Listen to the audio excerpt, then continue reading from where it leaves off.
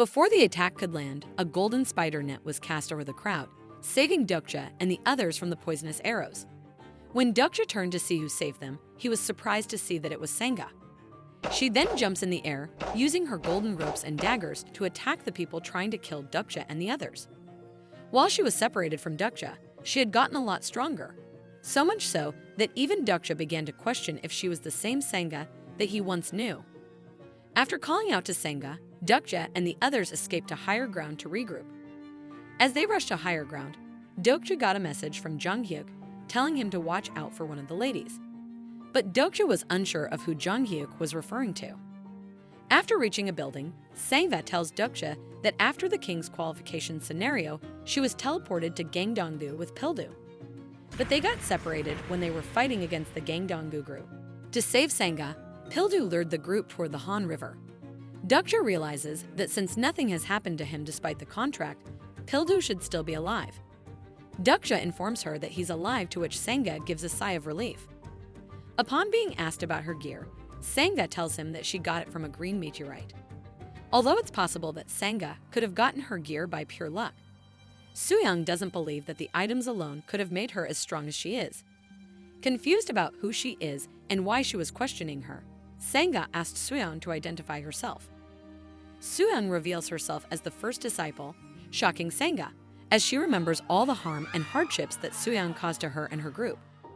Sangha immediately steps back and takes up a battle stance as she prepares to attack Sooyoung. Dokja immediately jumps in between them and tells Sangha that Sooyoung is not an enemy. But Sangha is confused about why Dokja would defend her and join sides with the person who killed all the innocent people of the Chungmuro group.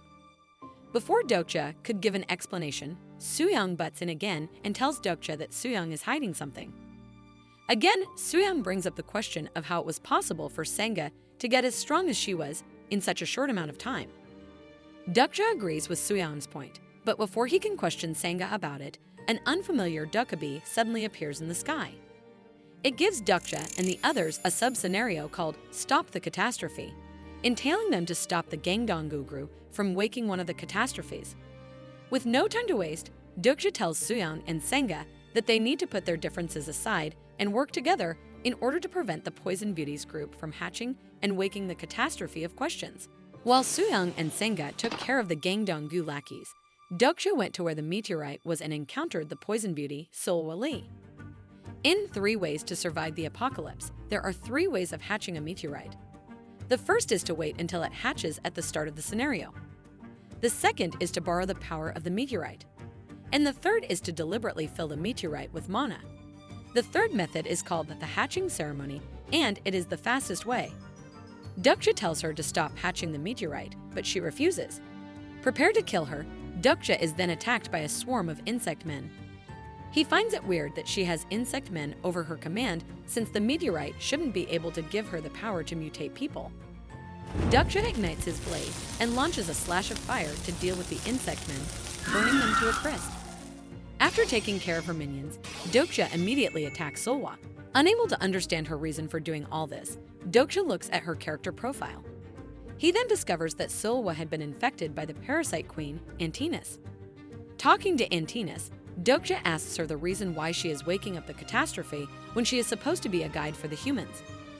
Angered by her identity being revealed, Antinas begins to show her true form and lunges at Dokja.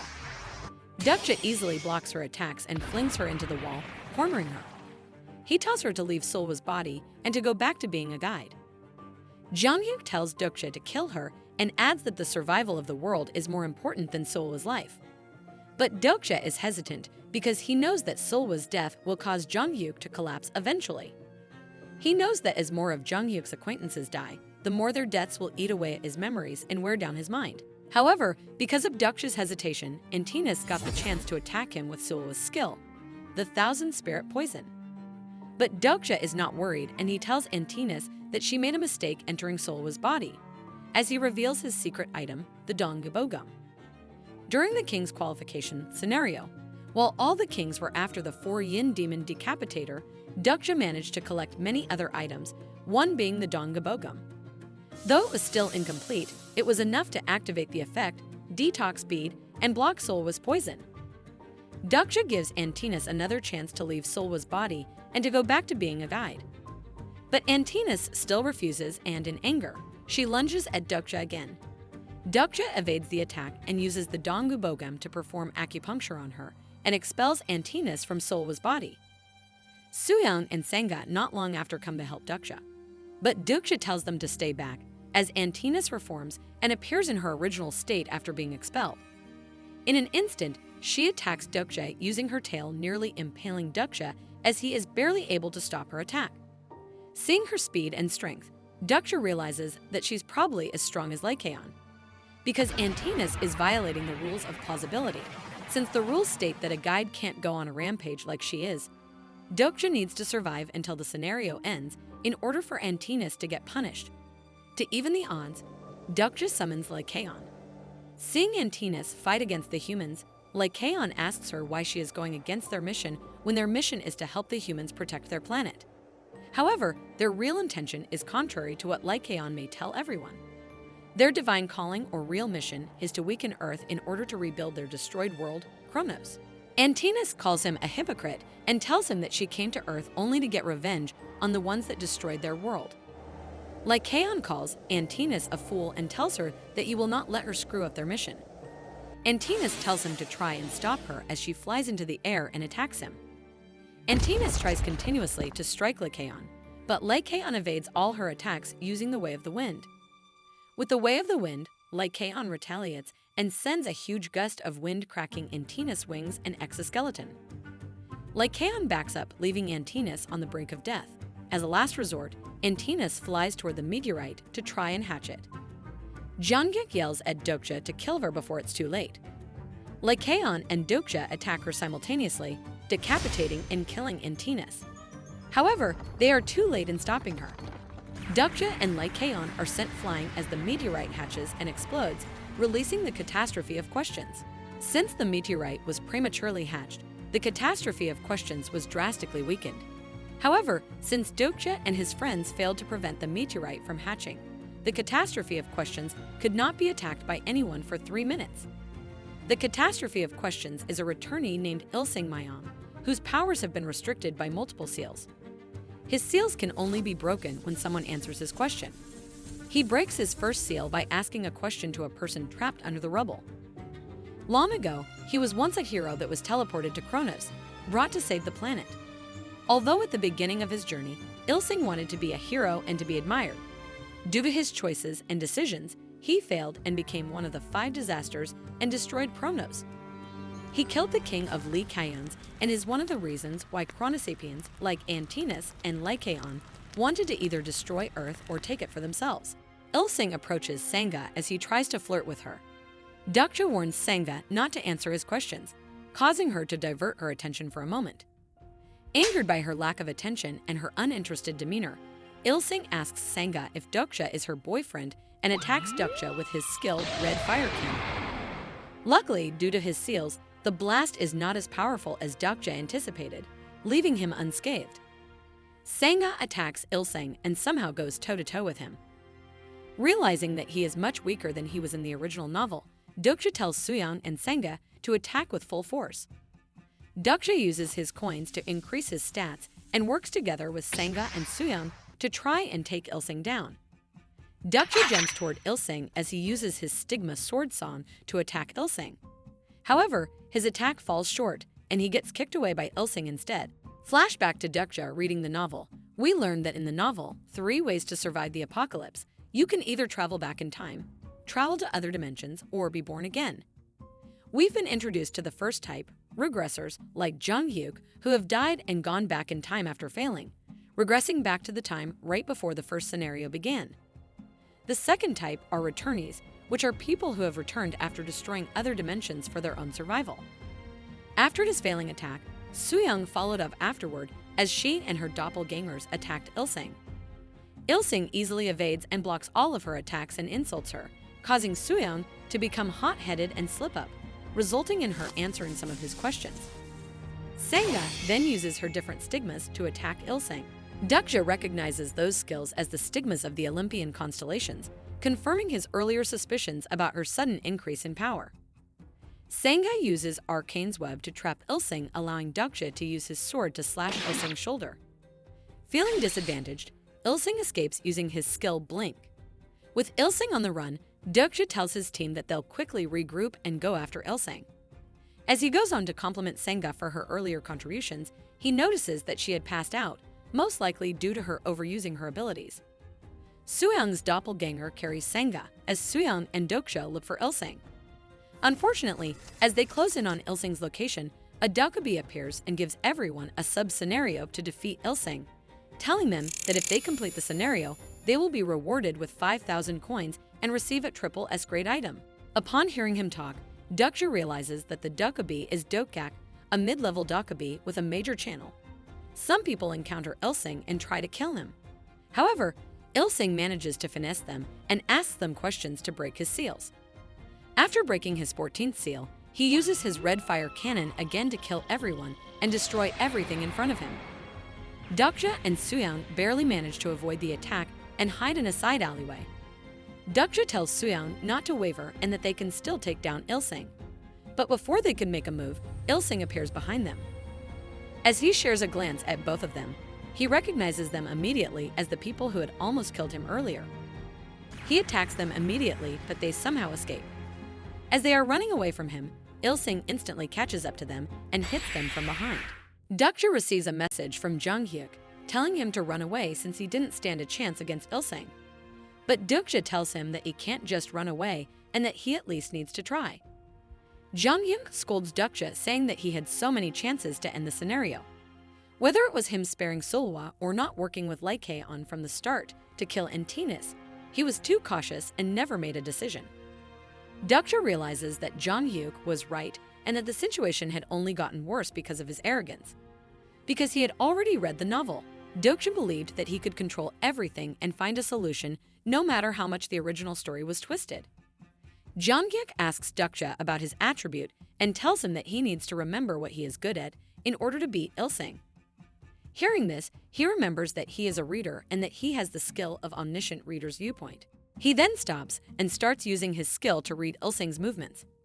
He uses his skill to dodge Ilsing's attack and uses his sword to retaliate. However, that is still not enough for Dokja to overcome the power difference between him and Ilsing. He wishes that he had talent and remembers that he could steal other characters' talents as a reader. He uses his skill Bookmark to borrow Lycaon's skill, the Way of the Wind. He then attacks Ilsing using the skill and completely shifts the tide of the fight. Ilsing again uses Blink to get away from Dokja, but Dokja doesn't let him get far and quickly tracks Ilsing down. However, by the time Dokja caught up to Ilsing, he had already broken his 24th seal. Dokja realizes that he couldn't defeat Ilsing by himself. He needed someone to buy him enough time so that he could use the Way of the Wind's ultimate skill. Suddenly, out of nowhere, something falls from the sky, crashing onto Ilsing. When the debris finally clears up, it is revealed that the main character Jung-hyuk himself had finally joined the fight to save the day. Jung-hyuk tells Dokja to do what he needs to do to take down Ilsing, while he buys him some time. Tired of being treated like a villain, Ilsing pushes Jung-hyuk off himself and dashes in to attack him.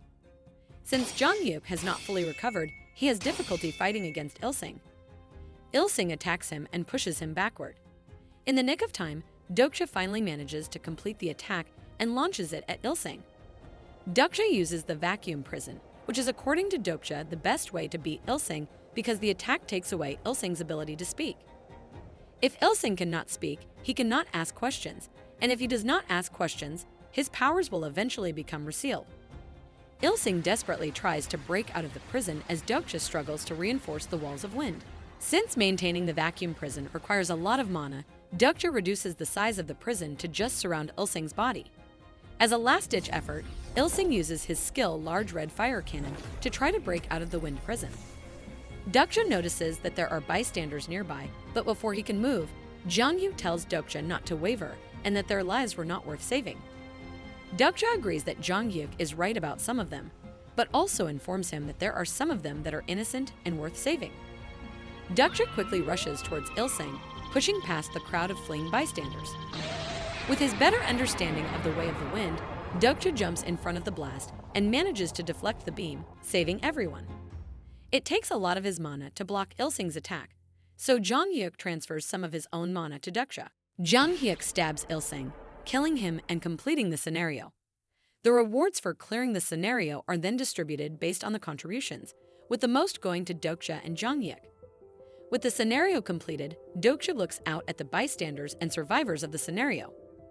Although he had read 3 Ways to Survive the Apocalypse many times, he had never truly understood the strain it took on the characters as they struggled to survive and clung onto their lives. Suddenly, Jung-hyuk began to glare at Dokja. Before Dokja could make any sense of why he was glaring at him, Dokja arrives. This time around, Dokja arrives with Baeyeon. Dokja asks Dokja to give him his reward for clearing the scenario first. He gives him the main rewards, but he tells Dokja that in order to get his additional rewards, he would need to go to his Gamtu. In 3 Ways to Survive the Apocalypse, a Gamtu is a room where the Dokkabi hide their true selves. However, Dokja refuses to go to Dokjak's Gamtu. Dokjak then uses the Dokkabi communication to tell Dokja to rethink his decision and to join his channel. But Dokja continues to refuse Dokjak's offer and tells him to just give him his rewards and to disappear. Angered by Dokja's insolence, Dokjak then announces to the constellations that Baeyeon's channel has been illegally manipulating the scenarios. Dokjak then asks for a review of plausibility to be conducted. Baeyeon begins to worry, but Dokja tells Baeyeon through Dokkabi communication not to worry since they haven't violated any rules. Dokjak shows the constellations images of Dokja's involvement throughout the scenario and says that they all have something in common. It is then that Dokja realizes Dokjak's true intentions. Since Dokja would not join his channel, Dokjak was trying to destroy Baeyeon's channel by telling the constellations that Dokja and Baeyeon had been working together to make the scenario harder on purpose. Hearing this, many constellations began to leave Baeyeon's channel, causing Baeyeon to shrink in size. With their back against the wall, Dokja lets out a sigh and gives in to Dokjak's proposal. Dokjak smiles as he teleports himself and Dokja to his Gamtu. As they teleport, Dokjak brings along Baeyeon. Dokjak tells Dokja that he knows about his contract with Baeyeon and tells Dokja that he'll be using Baeyeon to notarize their new contract. Dokja agrees to the contract despite it being extremely unfair. But before he signs the contract, Dokja asks Dokjak if he can make an announcement so that he's not the only one switching channels. He tells Dokjak that there are some powerful constellations on Baeyeon's channel, including the Prisoner of the Golden Headband, the Abyssal Black Flame Dragon, and more. Frustrated, Baeyeon asks Dokja how he could betray him, but Dokja sends a message to Baeyeon telling him to trust him. Dokja asks Dokjak to link him up to his channel, since he wants to take a sneak peek at the constellations in his soon-to-be channel. Dokjak finds joy in Dokja's cooperation and connects him to the channel. Dokja then introduces himself to the constellations and tells them that he's going to hold an event. He tells them to go to Baeyeon's channel if they want to know more about the event. Before he could finish with his announcement, Dokjak quickly cuts off Dokja and tells him that he's foolish if he thinks that the constellations of his channel would fall for his tricks. But Dokjak is proven wrong as Dokja's plan works, and a lot of constellations from Dokjak's channel migrate to Baeyeon's channel. Dokja tells them that if Baeyeon's channel reaches 10K subscribers before the day of the support selection, he will choose one of the constellations of this channel as his partner. Excited, more and more constellations rush to Baeyeon's channel. Frustrated by Dokja's actions, Dokjak prepares to kill Dokja for tricking him, but before he can kill Dokja, he is stopped by Baeyeon. Due to the increased number of constellations on his channel, Baeyeon had grown bigger and stronger and broke out of his chains. He pays Dokjak back by punching him and sends him flying far away. After sending Dokjak flying, Baeyeon asks Dokja if he can see the notifications around him. They look in amazement as they watch their channel rapidly grow. Baeyeon asks Dokja why he promised the constellations that he would choose one of them to be his support. He warns Dokja that they had already reached 5,000 subscribers and that one of the conditions of their contract is that he cannot have a supporting constellation. Dokja tells Baeyeon not to worry about it since he has a plan. He then asks Baeyeon to give him the reward that Dokjak was supposed to give him. Dokja arrives back on Earth with his new infinite dimension space coat and sees that Jung-hyuk still hasn't woken up. He tells Sooyoung that they should get moving before Jung-hyuk wakes up. Afterward, Dokja makes them dinner by cooking the plant monster that he killed. Before they ate, he told Sooyoung to drink the sap from the root he boiled. As they ate, Sooyoung asks Dokja if it was okay for them to leave Jung-hyuk with Solway. But Dokja tells her not to worry and that Solway is not a bad person at heart. Dokja glances over at Sangha and tells her that he knows that she is not asleep and that if she doesn't stop pretending, she'll miss out on this delicious meal. Dokja tells Sooyoung to leave and to give them some space. After Sooyoung left, Sangha joined Dokja and devoured the feast he prepared for her. As she ate, she asked Dokja if they could go back to the way things were before, as she began to tear up. Dokja comforts her and tells Sangha that it's not her fault. He reassures her that she shouldn't blame herself for all the pain and suffering that the Dokja and constellations had put them through. Hearing Dokja's words, Sangha broke down into tears and cried.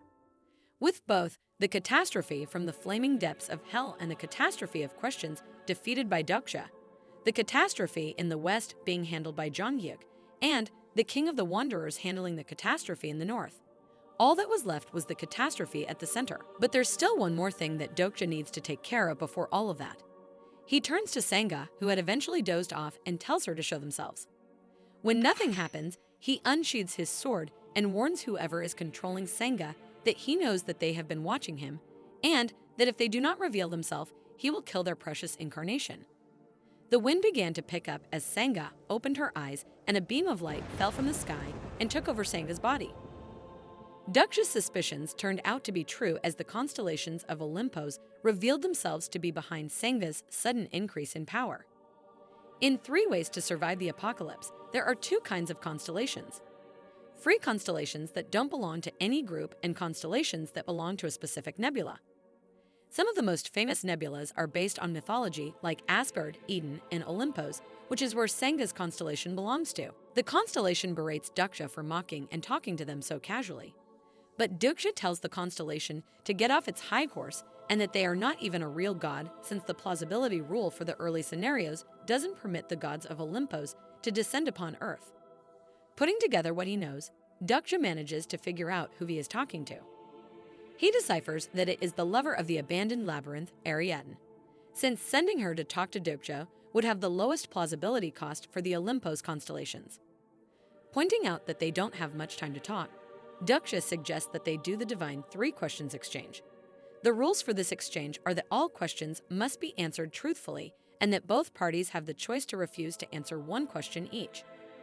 Ariadne agrees to Dokja's proposal and they commence the divine 3-question exchange. The first question Dokja asked is why Ariadne and the Olympus constellations decided to take over Sangha's body. The constellation keeps it blunt and tells him that it's to monitor the singularity of this world. The constellation then asks her first question and asks Dokja who he is. Dokja returns the constellation's pettiness with his own and tells her that he's one of the singularities that she is monitoring. Dokja asks his second question, which is what is a singularity? She explains that a singularity is a being that appears in the oracle and destroys plausibility and carries the burden of destiny on their back. Originally, they were monitoring Jung-hyuk, but after seeing Dokja's actions and choices, they decided to keep their eyes on him. Ariadne, for her second question, asks and requests to know which constellation Dokja was going to choose in the upcoming support selection. But in order to not spoil the surprise, he refuses to answer her question. So the constellation asks him how he knew that they were watching him. Since Dokja had already refused to answer her previous question, he had to answer her. Dokja needed to think quickly because he didn't want to reveal his secret about reading 3 ways to survive the apocalypse. Dokja answers that it's because he reads a lot of books and that in Korea, Olympus mythology is very popular, so much so that it is told in comics and children's books. Ariadne is surprised by how knowledgeable a human from a tiny country can be about her and her comrades' fables. For his last question, Dokja asks about the oracle, but the constellation refuses to answer his question, thus ending their divine 3-question exchange. Before leaving, Ariadne relays a message to Dokja. She tells him to make sure to not meddle in their affairs and that they are working to prevent his world from ending, and that Sangha will be the one to do it. When Dokja asks why Sangha, Ariadne simply tells him that it's pointless to ask why, and that even the 3 sisters who spin the thread of fate do not know. She continues to prophesize that when the stars all gather in one place, the story that decides the fate of the constellation will begin.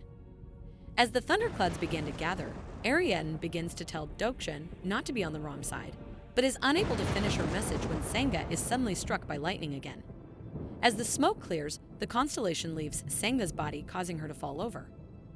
Dokja catches Sangha and looks up at his future enemies, the gods of the other dimension, as they pierce the skies. From what he has experienced and the different characters and people that he has met, Dokja realizes that a lot of things have changed from the original novel. But Dokja is glad that things are panning out differently because it means that he can create an ending of his own. A story that can stand face to face with any mythology. Elsewhere, Antinas is seen running after taking over Lycaon's body. But Lycaon's body won't last much longer since Lycaon is near death. In search of a powerful host, she senses a familiar energy. Energy that she has felt from monarch-level insects of Kronos. She rushes toward the energy signature in hopes of taking over the being emanating the energy. When she finally reaches the place of the energy signature, she comes across a boy. That boy turns out to be Gil-young as he smiles at Antinas and tells her that he's never seen an insect like her before. Dokja wakes up and Sooyoung asks him about his plan for the next scenario. Dokja tells her that Jung-hyuk will take care of the west, and the king of the wanderers will have to take care of the north. When she asks him about the center, he answers that they will take care of it together. However, Sooyoung reminds him that there is an easier way to take care of the catastrophe and asks him if he is going to do it. But Dokja just looks at her. Sangha suddenly interrupts their conversation, showing them that she has water for them. Dokja pauses their conversation and tells Sooyoung that they will come up with a plan as they move. As they head toward the center, Dokja informs Sangha and Sooyoung that they have two goals before taking on the center catastrophe. The first one is to find Pildu, who went missing by the Han River. And the second one is to defeat the monsters in the area and collect coins. After taking down some monsters, Dokja warns Sangha not to use multiple stigmas at once, since doing so will strain her body. But Sangha confirms that she knew about the drawbacks of using multiple stigmas and thanks Dokja for his concern. When asked why she keeps doing so, Sangha tells Dokja that unlike him, she can't do anything in their new world. And so she's decided to work on things that matter in this world, and if that means getting a little stronger, so be it. As Dokja is left speechless by Sangha's response, he suddenly receives a message from Donghoon saying that he's in the Yongsan-gu area and Gil-young is with him. Now knowing where all of his friends are located, all that is left is to get the gang back together. Dokja tells Sooyoung and Sangha that it's time to cross the river, but Sooyoung asks him how when the river is full of high-level monsters. The gang check all of the bridges, but all of them have been broken. Although the ichthyosaur is just a level 7 monster and is not hard for them to hunt down, there are way too many of them for Dokja and his group to take down, and trying to swim across the river would just make their situation worse. While trying to come up with a different plan, they are suddenly approached by a ton of people. Sangha goes forth and shares her food with them, and Dokja does the same. As they are distributing food, a little girl approaches Dokja and thanks him for the food. As Dokja talks to the little girl, Sooyoung gives him a look of disapproval and walks away. Dokja finds out that the little girl is by herself and is surprised that a child of her age was able to make it this far in the apocalypse. It was then that Dokja made the same realization that Sooyoung made, but instead of continuing their conversation, he lets the girl go. While resting at a place, Sooyoung berates Sangha and Dokja and tells them that humans are greedy and that eventually, the same people that they just helped out will come back to bite the hand that fed them. To prove her point, she waits relentlessly for the wanderers to show their true colors. Hours pass, but no one shows up to betray them. However, by the 4th hour, when she was finally going to give up, someone does arrive, and it is the young girl that they met earlier. She came to give the group some blankets as a way to show her appreciation. Since it's late, Sangha offers her to stay with them for the night. But she refuses and says that she will only be a burden to them. As she is walking out the door, Sooyoung throws a blade in front of her and tells her that she's not going anywhere. Frustrated and confused, Sangha asks her why she's acting so hostile towards the innocent child. Ignoring Sangha's question, Sooyoung looks back at Dokja and asks him if he knows what to do and if that's why he had them stay the night. Dokja doesn't answer Sooyoung and she laughs at Dokja, calling him a hypocrite. She makes her way toward the child, but Sangha steps in her way. Sooyoung tells Sangha to move unless she is willing to kill the girl herself. Sangha stands her ground and asks Sooyoung why she's being so hostile and tells her that she is just a little girl. Upset by everyone's hesitation, Sooyoung demands for Dokja to tell Sangha the truth before she gets angry and kills them both.